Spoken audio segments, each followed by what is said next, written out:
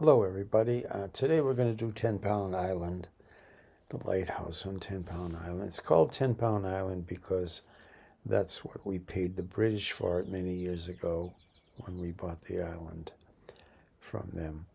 And it's well known because Homer stayed there. It used to be a manned lighthouse, and Homer was friends with the lighthouse keeper, and he stayed with them many times the whole summer of 1881 and many other times as well. Okay, we'll begin by drawing out the lighthouse and just having fun with it, okay? I will paint the sky, and this is just cobalt blue with a drop of raw sienna to gray it down a little bit. It's a little gray in the sky, and it's a nice color for over the ocean, you know. So we'll get that in pretty quick. This is a quick video, and it's good.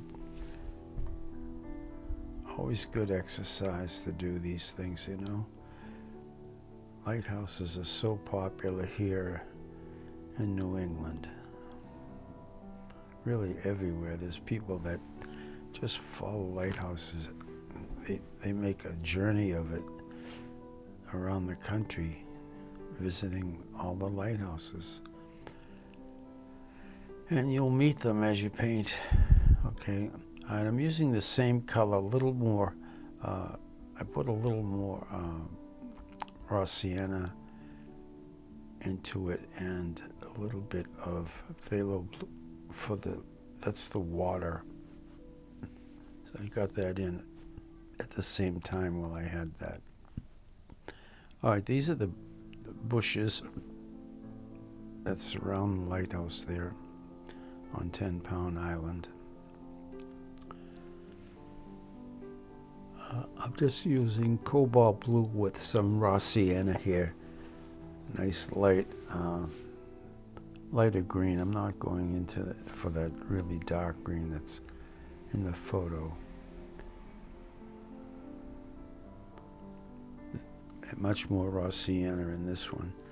And just bringing it down to the top of the rocks. There's a whole row of rocks, as you know. And this bringing it down with the raw sienna.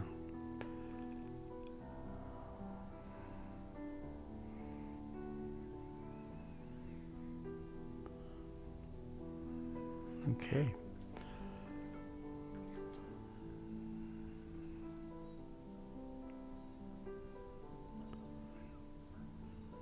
There you go, that works pretty well. I like that. All right, I'm using the same raw sienna, very light on the rocks. These rocks are, the raw sienna is really the core of the rocks, but I'm also, that's the warm, the cool. I'm using a little bit of cobalt blue here, you can see, and that's really what makes up the rocks. And then I'm just throwing a little bit of quinacridone sienna into it, and taking a towel and just touching it here and there and randomly. So it's, the rocks have so many different planes, and this is just picking off the light where the light is hitting those rocks. Now under the rocks, it's really dark, wet, land, earth, and sand, and so I'm using that color, as you can see. I'm bringing it up. I'm running a credit card across the bottom there to bring lights on the rocks underneath, and then I'm going back in with some black, which is black, ultramarine, quin sienna, and just painting the cracks around the rocks, developing them. That's a streak of phthalo blue, and I mixed that into the dark color that we painted under the rocks there, and you can see where I'm just putting these horizontal strokes in to show the little bit of movement in the water, the waves. All right, I'm using some of that same dark color to put the cracks and crevices in those big rock boulders of rocks that are there.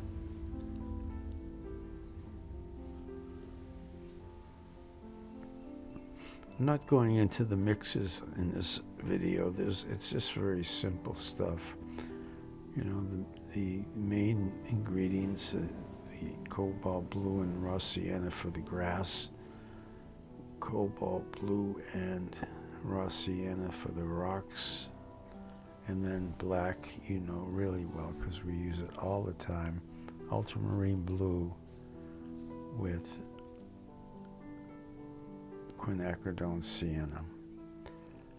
All right, I took a little bit of the black here to do the top of the lighthouse, the canopy up there. It's very old and it's not rusted, but you can see where the paint is peeled off. So I'm just leaving that white. I went in light with you know, that gray tone, but I'm going to darken it later. That's the bottom of the canopy. And there's a little rim of a plate that goes around the top of the windows. And then the mullions on the windows. This is all that black color. I added some cobalt blue to it because there's so much light reflecting on the top of that lighthouse. And there's a little, well, let's get the platform in with the black.